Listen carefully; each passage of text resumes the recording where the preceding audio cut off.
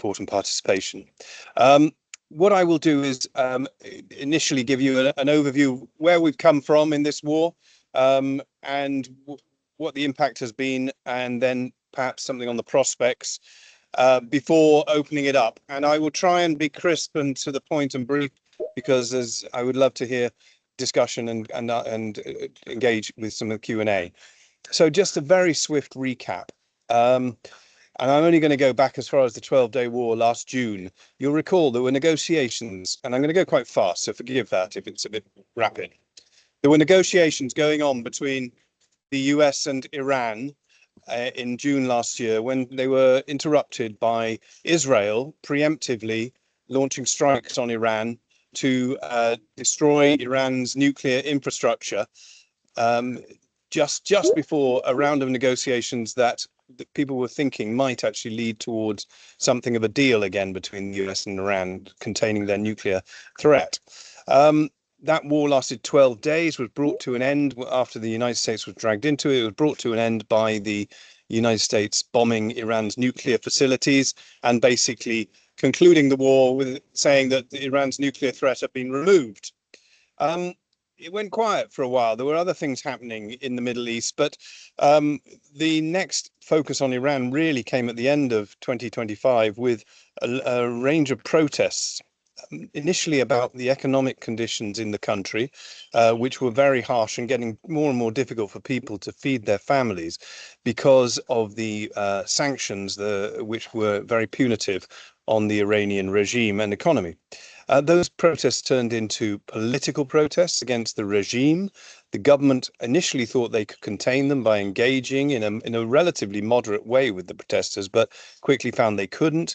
And on the 8th and 9th of January, there was a massacre of, we don't know exactly how, but certainly thousands were killed of innocent protesters, possibly tens of thousands. Some figures go well over 30,000. We just don't know. But it was appalling, and it was enough force used by the regime to stop the protests for the time being. People stayed home after that, and by the end of January, they'd petered out. Negotiations started again between the US and Iran at this point. Donald Trump moved a lot of military assets to the region. These were negotiations at the point of a barrel of a gun.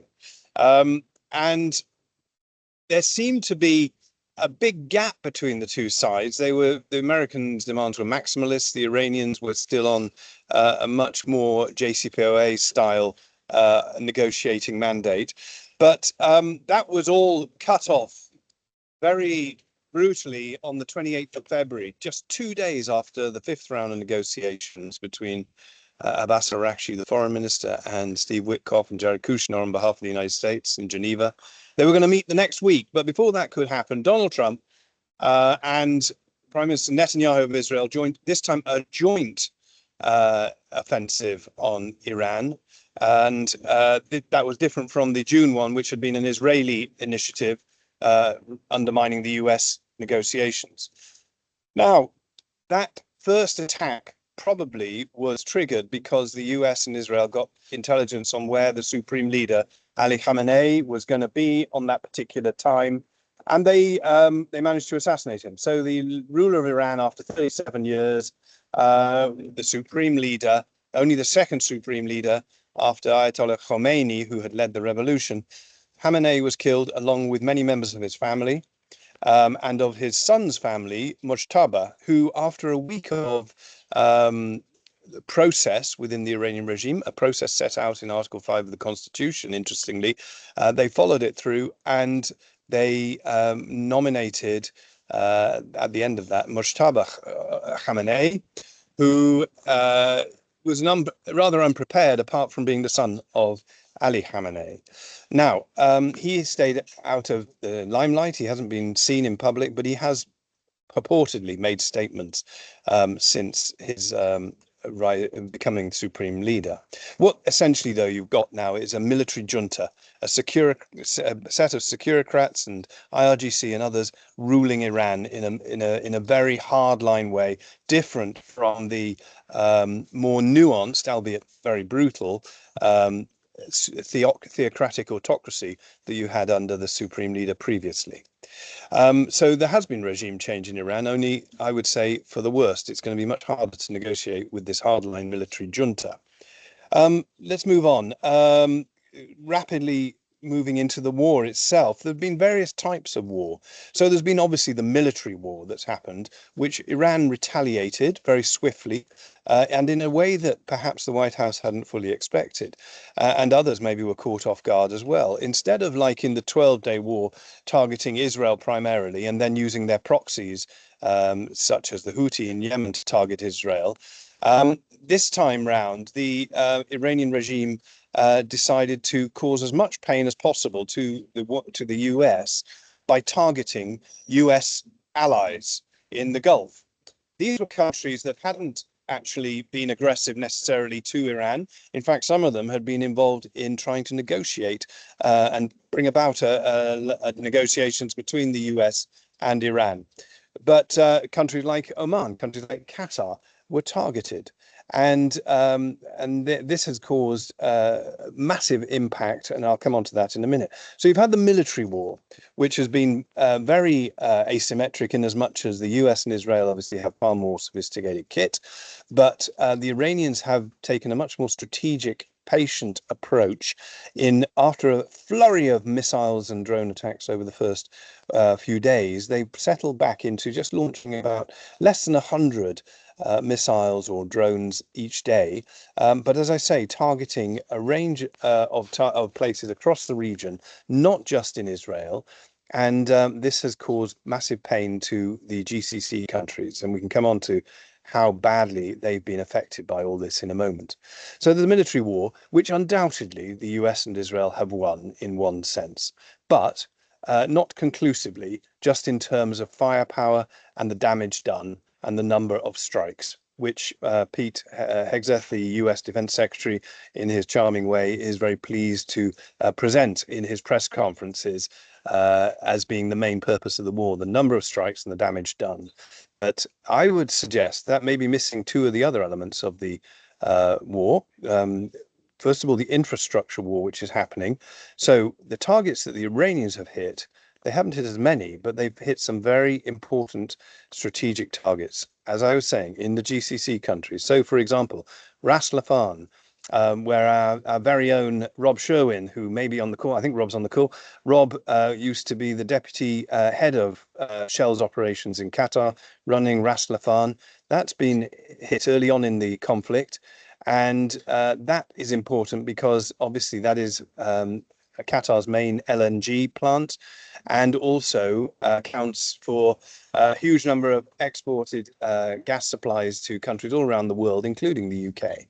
Now, the estimates say 17% of Ras Laffan's capacity has been reduced, and it will take up to 5 years to recuperate that. So that's one massive coup, if you like, for the Iranian military strikes in the infrastructure war. On the other side, the US, Israel have hit desalination plants, civilian desalination plants in Cheshire Island, and oil and gas plants in Karg Island and the infrastructure around that. Now, there's a lot of smoke and mirrors about what actually has been hit in terms of oil and gas infrastructure, because obviously that spooks the markets, and the US is aware of the impact that that can have. But both sides have been hitting civilian infrastructure, desalination plants in particular. But so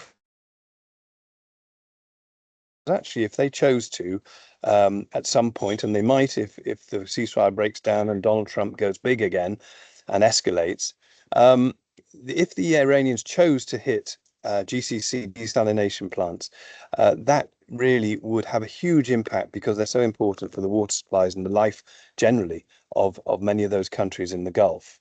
So far, the Iranians haven't done that in significant way.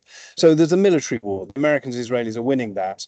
The infrastructure war, both sides have hit targets and made impact. The political war, I would say, is another war that possibly this one the US is doing not so well, because right from the word go, it's been clear that the US president and his team have had varying objectives, which have not been clear or consistent. So at the beginning, there was initially talk about the wars being started to stop Iran having a nuclear bomb.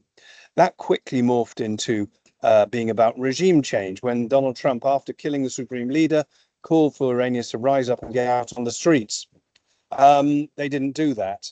And so then later on, we saw a different kind of US objective, which was when an F-15 fighter was shot down over the desert in the southwest of the country.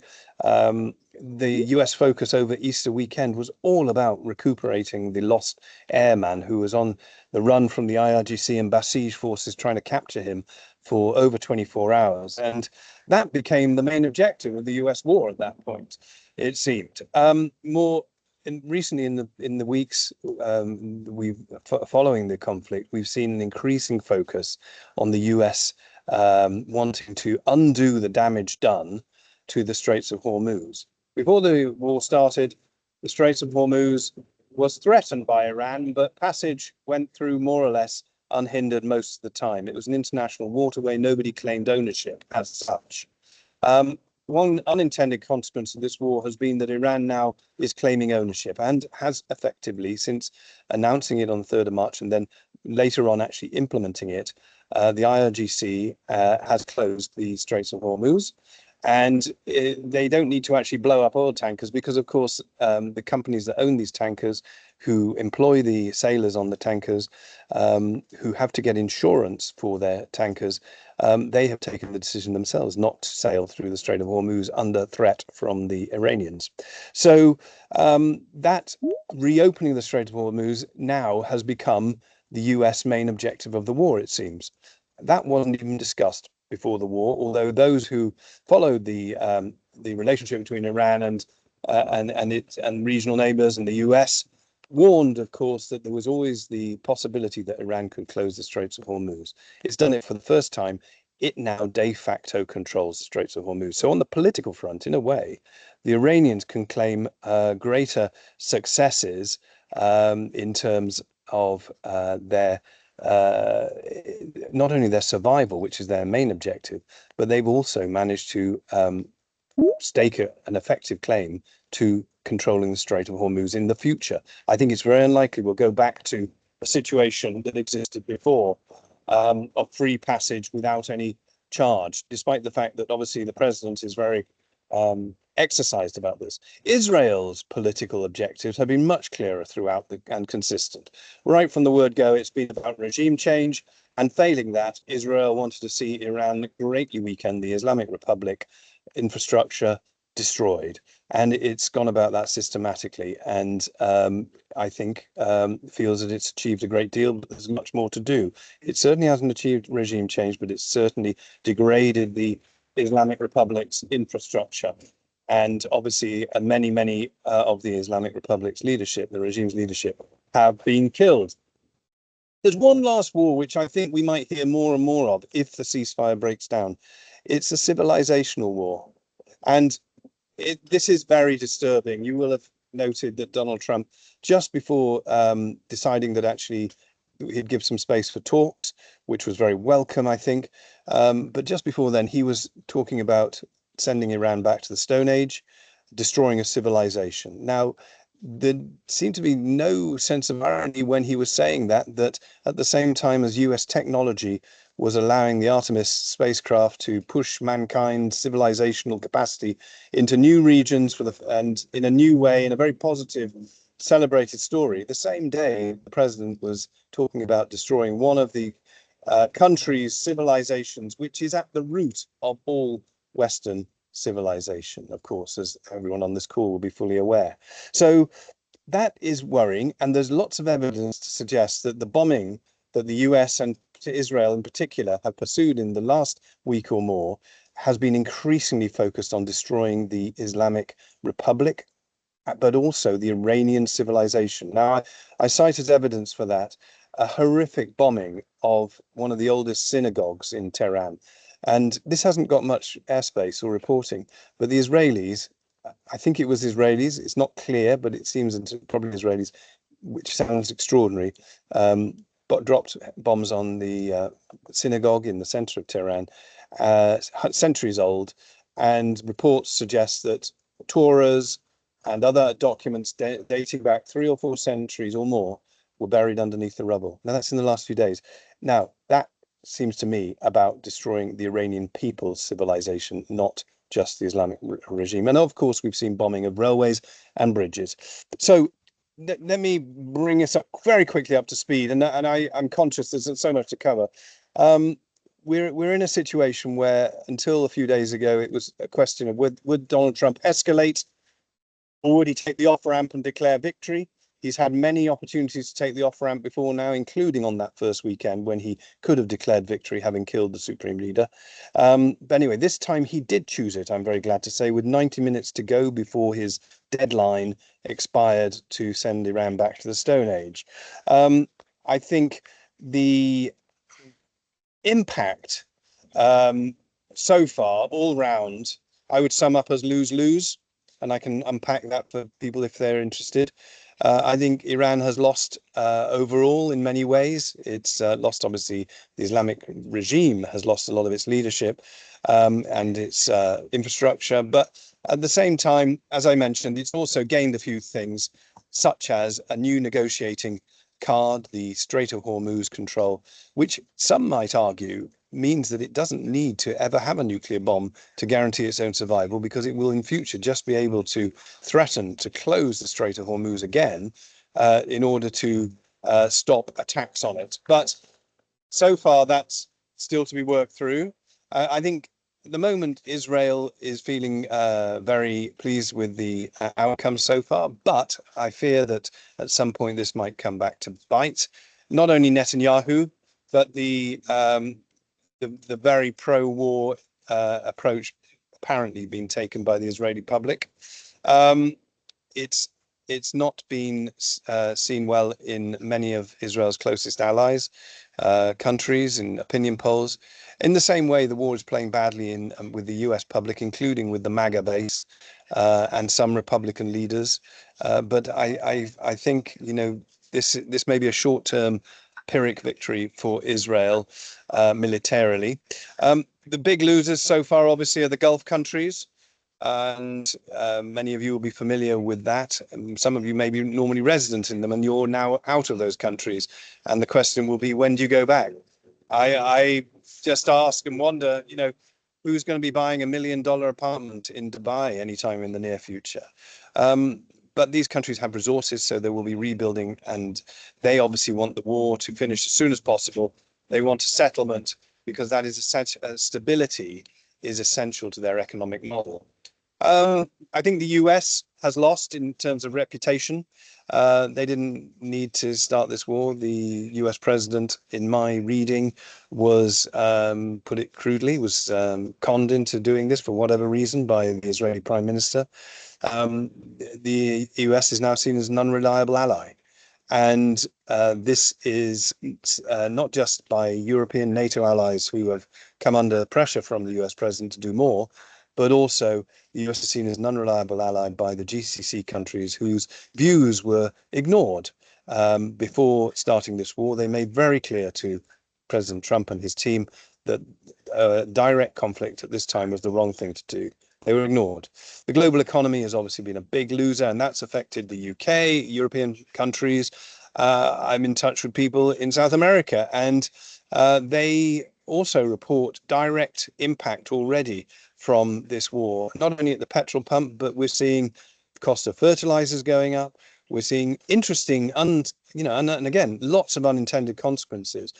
Who knew before this conflict that helium, a lot of it comes from the Gulf region as a byproduct of hydrocarbons and then is shipped through the Strait of Hormuz? There is a helium shortage. This is very important for the world's future because AI development requires a steady supply of helium. So, you know, we've learned a lot in this conflict as well about how the global economy is so interlinked. And so that is, I think, going to carry on. Even if the war doesn't start again, if the ceasefire and talks somehow find a way to defy gravity and move forward, I think that the impact on the world's economy will still be being felt in 6 months' time. And Russia, Ukraine. Russia is a big beneficiary in terms of the White House deciding to ease the pressure on the oil price by lifting some sanctions on Russian oil exports. Russia has made over $100 billion. They weren't expecting to because of that, and that will go straight into their war effort. 40% of Russia's spending, government spending, goes to fund defense and fund the war in Ukraine. So that has been another war looks set to continue even longer because of it. We could talk about China as well. China is playing a big role behind the scenes. At this stage, I think China would very much like to see the conflict come to an end. But throughout this, as a very clever cover of The Economist magazine showed the other day, they prefer to stand back and just watch, because, as the old saying goes, why interfere when your enemy is making mistakes? So I'm going to wind up there with just a few closing remarks on the prospects. I'm very pleased that the president has chosen the right path to actually move towards declaring victory and trying to negotiate a settlement. It's a settlement which we are familiar with what will need to be in it. And I can spell that out if it's useful, but it's essentially one that's going to be based a prerequisite that there will be no further attacks guaranteed by the US and Israel. That's a big ask from Iran. The Iranians will also expect sanctions relief. The Americans want the Straits of Hormuz opened immediately. That's not happening because the Iranians say that the terms of the deal have already been broken by Israel continuing to attack Lebanon and annex the southern part of Lebanon up to the Litani River. So there are other elements that could be in a deal, but these big asks are going to be essentials. And so far, Israel, although they're going to have talks with Lebanese government in Washington next week, brokered by the US, so far the Israeli attacks on Lebanon continue, essentially on Hezbollah, but hundreds of civilians are being killed. On Wednesday was the biggest loss of life in Lebanon of civilians there has been in this conflict. Thousands of people have died in Iran, over 3,000 documented. More than half of those are civilians. Over 300 children. I could go on. This has been an unnecessary, bloody and stupid war, is my view. And normally I don't use such clear language as a former diplomat, but I think the reason I've been doing a lot of media recently is because I think it's really important that people stand up and explain as best they can why this is such a counterproductive war, not only to the peace and stability of the region, but also to achieving the goal that we all want to see, which is a better future for the people of Iran. This has set back that objective. I think the regime will be much more likely to survive for longer because of this war. I think I'm going to stop there. I hope I've left enough time. Got about 15-20 minutes for some Q&A. But I hope that's given you a flavor of my overview of where the war is at the moment. And we're at a pivotal, I'll stop by saying we're at a pivotal point where talks are going to happen tomorrow, we hope, in Pakistan, direct talks between the US, led by J.D. Vance, and Iran, led by Kalibaf, the Speaker of the Parliament, who seems to have taken on the role of leading this military junta, at least for the time being. I've met Kalibaf. I know what he's like. He's a very, very hard line. He is not a negotiator in the same way that Javad Zarif, the former foreign minister, or Abbas Araghchi, the present foreign minister, are used to engaging with the West. They speak Trump language. Galibaf does not. So I'm not sure how these negotiations are going to go tomorrow. It's encouraging that J.D. Vance is there because he's been very quiet throughout this conflict.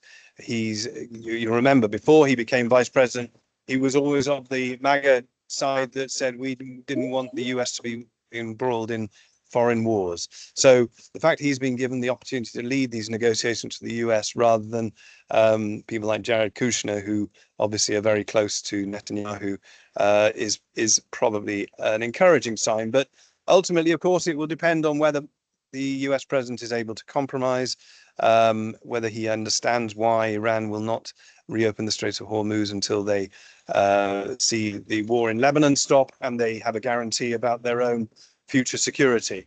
I think I'm going to stop there, and I look forward to having the discussion and hearing some questions. Thank you. Great. Thank you, Nicholas, for that analysis and insight. I will now open up the floor for questions and answers. I think a few of you missed the introduction, which basically said if you raise your hand using the Teams button, we'll then let you speak, and we want it to be a conversation. So please do ask your question at that stage. I'm going to start with Michael, who asked a question in the chat box, but I'll unmute you so you can ask the question directly.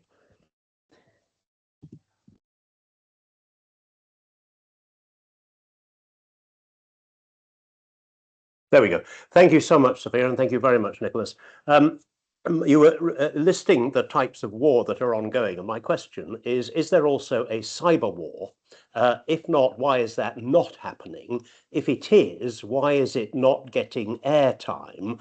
And is there therefore an aspect of this war which is covert and largely clandestine?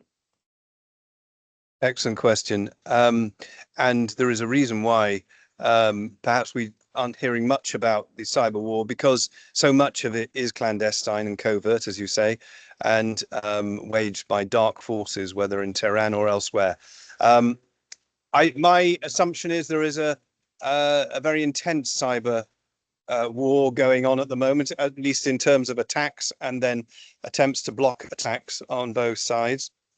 And a lot of the Iranian attacks are, of course, designed to disrupt the global economy. I should also stress that this cyber war did not start on the 28th of February.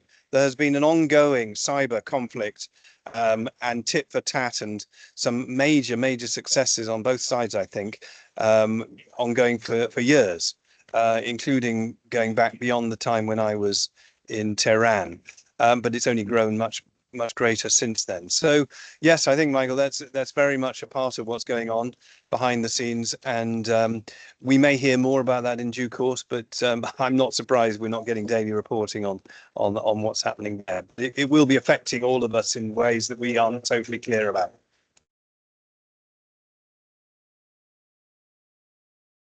Great. I think John Taylor has a question, so John, over to you.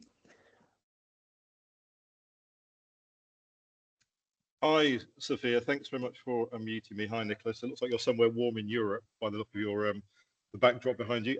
Yeah, I was just my question was actually around yeah, clearly there are three very unpredictable parties in this at the moment that change their mind on a regular basis, say one thing, do another.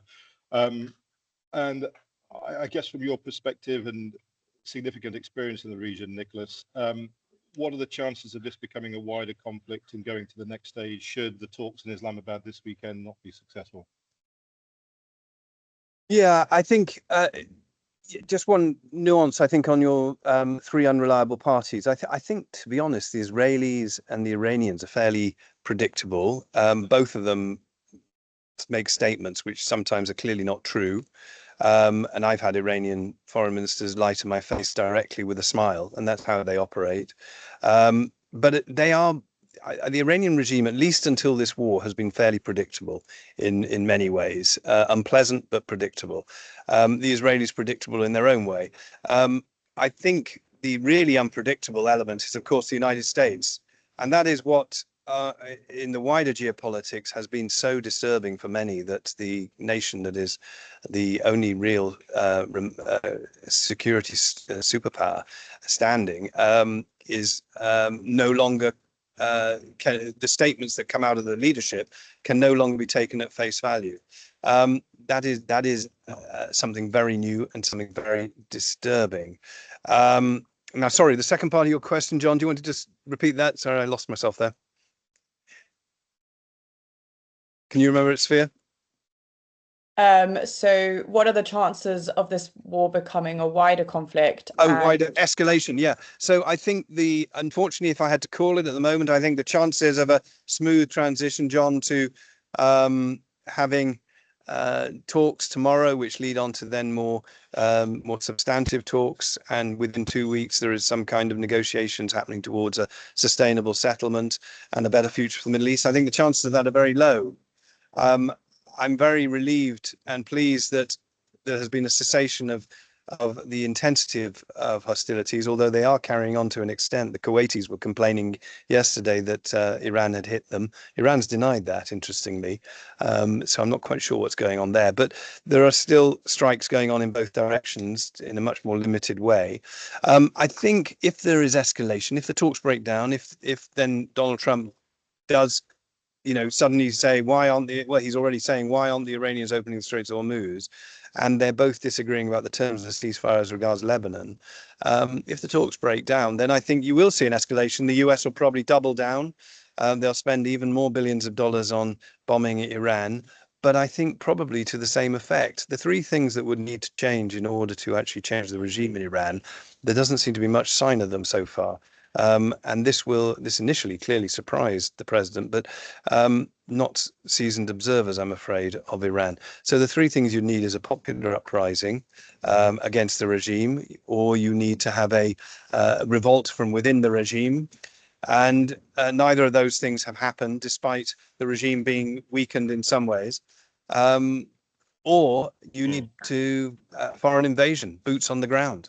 And that's not happened. So I think if the US just returns to heavy blitzkrieg bombing of Iran's infrastructure, if the infrastructure war escalates to desalination plants on the Gulf, because the Iranians will, of course, retaliate big as well. They've still got a good store of missiles. One US defense expert estimated the other day that they probably still had half the missiles that they had at the beginning of the war. So this could go on for quite some time to come. And they may not have used all the cards in the Trump cards in their pack. We haven't seen many attempts by sleeper cells or terrorist groups to attack targets in Western Europe or the United States. That's certainly something they could trigger at some point. There are other things the Iranians could do. And of course, they've got this stranglehold on the Strait of Hormuz, so they could press even harder on that on the global economy. So I think at that point, if that happens, if the war continues, then I think escalation, more countries getting drawn into it, is inevitable, unfortunately. Thanks, Nick. Great. The next question is from Shankar. Shankar, do you want to ask it? Yeah, thanks, Nick. That was really interesting.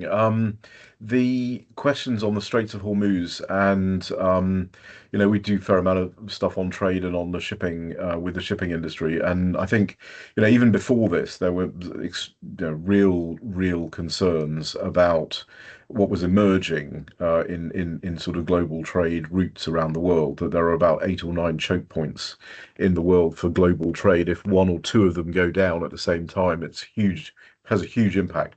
So in that context, I think industry is looking at alternatives. So to your point about the sort of stranglehold over the Straits of Hormuz, the UAE has talked about alternative routes. Oman has talked about cooperating on some alternative routes. There's a couple of Indian ports in those conversations as well. So can you talk a little bit about what you see as long-term potential there, especially if there are continuing to be conversations on both sides, frankly, of potentially having tolls and all these other things, which really would be a deep concern for the international shipping industry. Yeah.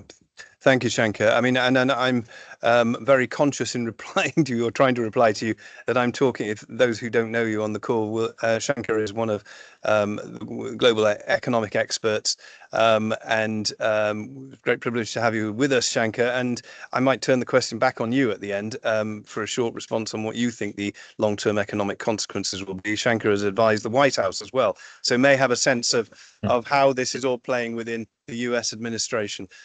My short answer to you, Shankar, is that I think in the short term, Iran has a huge advantage that they didn't have before this war started, because they've, to their surprise in a way, I suspect, they've now found that they have control of the Straits of Hormuz. They will want to find a new agreement. I don't think there'll be any going back to the free passage that there was before. But that new agreement, almost certainly, if it comes out of a settlement negotiated, would involve other Gulf countries, particularly Oman, probably the Emiratis, who border also the strait, and it might form some kind of, if not a tolling for every ship that goes through, but certainly more concrete benefits for those countries. And of course, for Iran, the biggest concrete benefit now is that, they've done it once, they can do it again. And the world has seen the impact of closing the Strait of Hormuz. So that's the short term. I don't think we're going back to where we were. In the 5-10 years down the line, I think you're absolutely right. There'll be more pipelines trying to bypass the Strait of Hormuz. I think if I got my figures right, Saudi at the moment exports about 10 million barrels a day through the Strait of Hormuz, but 3 million barrels a day through a pipeline, which avoids it. I would expect other countries to try and up those figures themselves, and for new pipelines to spring up, new opportunities there. But it obviously takes a long time to get pipelines built and operating. So in 5 to 10 years' time, the picture may look very different, and the world's dependency on the Strait of Hormuz may change. But for the moment, I think the Iranians have got a real stranglehold and have created a new trump card for themselves. But can I just briefly pass it back to you, Shankar? I mean, any wisdom you would share about the longer term impact on the global economy? I think the supply chain impacts are going to be, quite significant. I think the problem, and you alluded to it in your presentation, is one of insurance, and you don't need to do very much before insurers won't cover these risks. And so I know that the president has talked about using the full faith and credit of the US government to sort of back in insurance claims, and there is a process going forward on the Development and Finance Corporation of the US sort of providing, insurance. But I'm not sure from my conversations that the carriers are really buying that, to be honest. So I think you'll continue to get constrained trade. The problem is sort of, as you said, between the short term and the long term. I think the long term, especially if the calculation on whatever that toll, whatever that requirement is, there's a danger for them that if they over-egg it, they'll accelerate the development of alternatives. So they'll probably be thinking about what is the level at which I'm sort of disciplining the potential for some quite expensive infrastructure that has to go in with regard to these alternatives. If it's too much, I mean, they talked about things like 2 million a ship. I mean, if it's this kind of level, then you'll get a lot of accelerated infrastructure development there, I think.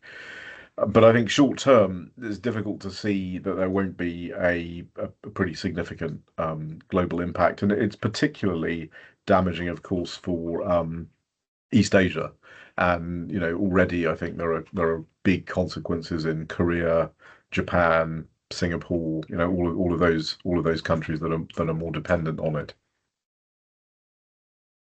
Thank you, Shankar. Yeah, thank you, Shankar. Next question, I'm going to let Hamid speak. I've disabled your microphone.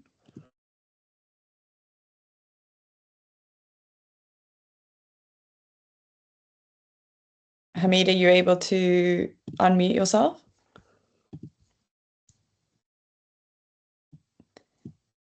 Okay, in the meantime, I'll read out Adam's question, which is, while regime change hasn't occurred in Iran, do you think any changes can/will occur in the US to restrain POTUS in future? Well, I think this is one of the most extraordinary things is we've seen taken to a new level the failure of the US checks and balances.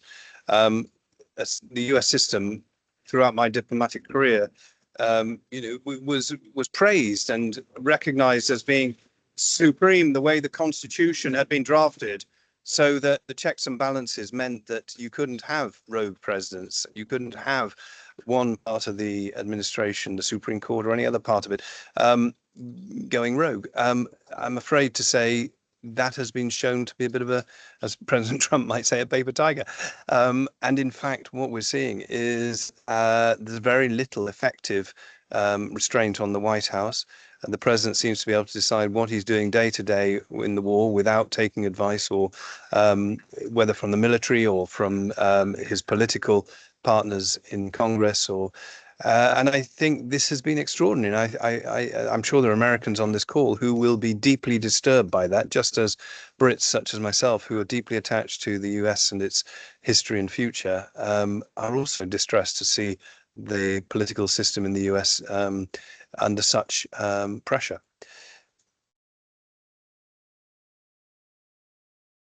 Great.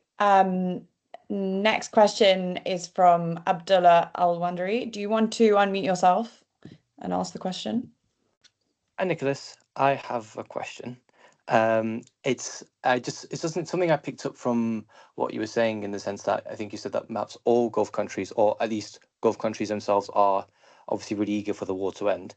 From what I've maybe, and again, this is probably just from news headlines and articles, etc., but I've sort of seen that perhaps maybe Saudi Arabia might have been a bit after sort of the war began, maybe seen to perhaps want, maybe Donald Trump to continue fighting. Would that have an influence, perhaps? So is it the case that is the case, or is it the case that all Gulf countries are aligned? And then if it perhaps isn't, could that in any way affect any negotiations going forward? Well, you're absolutely right, Abdullah, to point that out. I mean, there have been various reports, and it's hard to know exactly what the Saudi position has been at any particular time. Before the war, I think it was clear that MBS, the Crown Prince, didn't want a direct conflict. Saudi has always also been very wary of Iran being strong as the other regional power around the Gulf.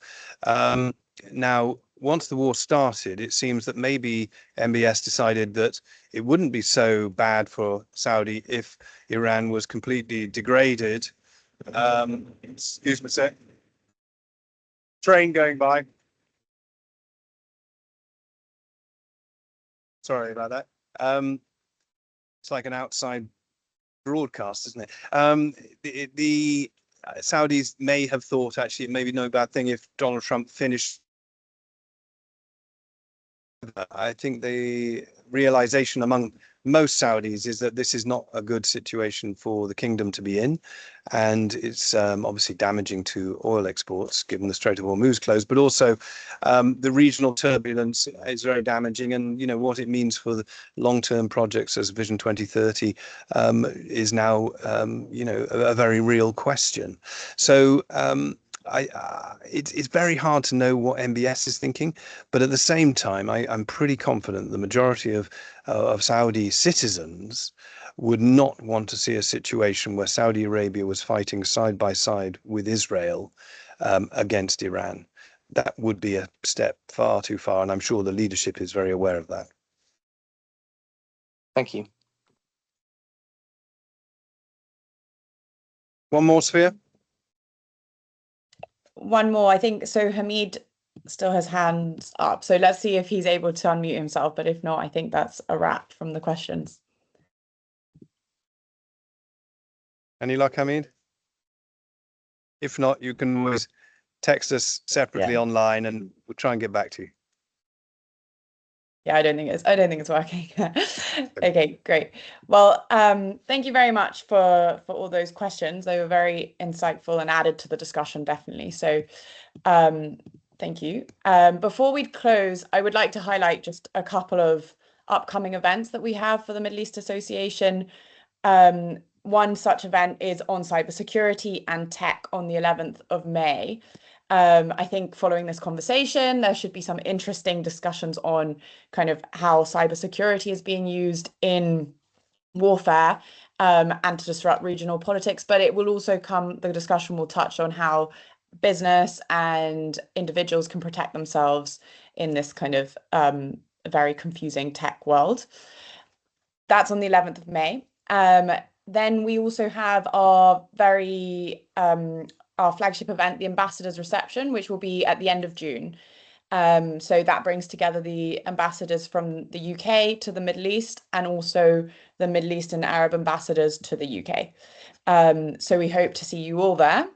And I know this is quite a lot further ahead, but we're hosting our annual gala dinner on the 12th of October. So please do pencil that into your diary. And if you're interested in reserving a table or exploring sponsorship opportunities, please do get in touch. But that's a wrap, and thank you so much for joining us for what was our very first members only regional update. But as things develop, we might be hosting more of these to keep everyone in the loop on what's going on in the region. Thank you very much. Take care. Bye. Bye-bye.